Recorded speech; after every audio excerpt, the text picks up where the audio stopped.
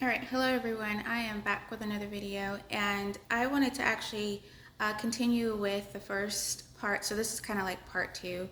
There's supposed to be literally two, so it's going to be three. And I wanted to continue with in the vein of Lot's daughters.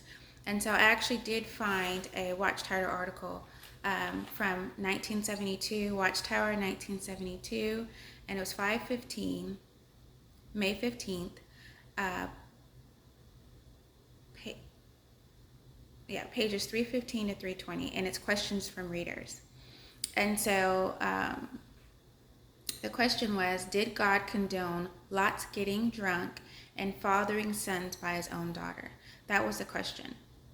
And so the answer that the society gave is, the answer to this question must be determined in the light of the background of the incident and in the relations to other scriptures.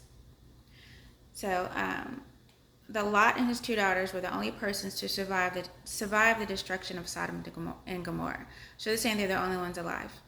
That doesn't make sense because Abraham had came, based on Genesis 14, to come rescue Lot when Lot had become a prisoner of war, held captive, and to come save them from that prisoner of war. There was 5 kingdoms in that area, and it happened to be that Zor, Z-O-A-R, that one of the city that Lot initially wanted to run to after Sodom, during the time that Sodom and Gomorrah was going to be destroyed, was one of the cities that was slated to be destroyed, but yet that's what he wanted to go to.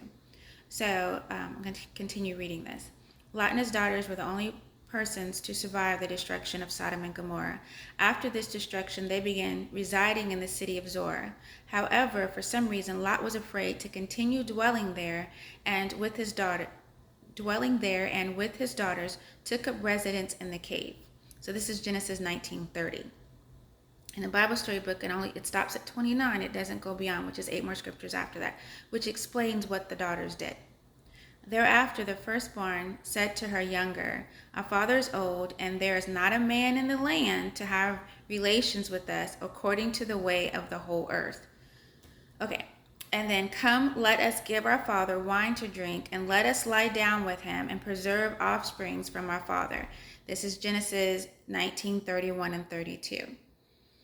Which, again, that doesn't make sense because her father's uncle, because Lot was the nephew of Abraham, was a day's ride away where he was staying. So they weren't the only ones of their bloodline that was left. The fact that they sought to get their father intoxicated suggests that they realized he would never have consented to having relations with them in a sober state. But under the circumstances, they felt that this was the only way to prevent the extinction of Lot's family. They were aliens in the land, and there was no one of their kindred with whom they could enter into marriage and thus preserve the family line. Boldface lie.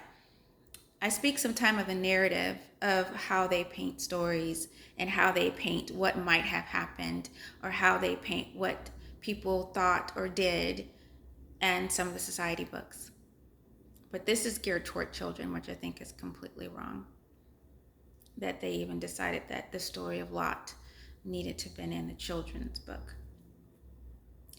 And it should also be remembered that Lot's daughters had resided among the morally debased inhabitants of Sodom. They chose to stay there. That was a choice. He chose to live there. In view of these factors, it would not have been difficult for them to justify their course of action in their own minds. Why then does this account appear in Scripture? Again, so Lot was not in the promise that was given between Abraham and the Most High, that he said, as far as your eyes can see to Abraham, that you're going to receive this land, right? So they knew that Abraham was going to own the land. So there was no reason for them to do what they did with their father. And the way this article goes on to say, the narrative is not presented in the Bible to stimulate erotic thoughts. It is there for a purpose, revealing the relationships of the Moabites and the Ammonites to the descendants of Abraham, who became known as Israelites. So these are the descendants of the daughters, because the daughters end up having children by their own father. Lot being a nephew of Abraham, the Israelites were related to the Moabites and the Ammonites, who descended from the two sons that Lot produced by the means of his daughters. Genesis 11:27. So later, this fleshly relationship came to govern Israel's actions in dealing with the Moabites and the Ammonites. For example, in their taking over the land east of the Jordan, the Israelites, under divine order, were careful not to trespass on the land holdings of the Ammonites or the Moabites. So, 1972, they even put an article out trying to explain the logic of Lot's daughters, and there is no logic at all. So I just wanted to share that article too. And that even that there was an article from question from readers about how inappropriate it is and why is it even in the Bible, and yet this was a story that they chose to put in a children's Bible story book. All right, I'll be back with my part 3, and thank you for listening.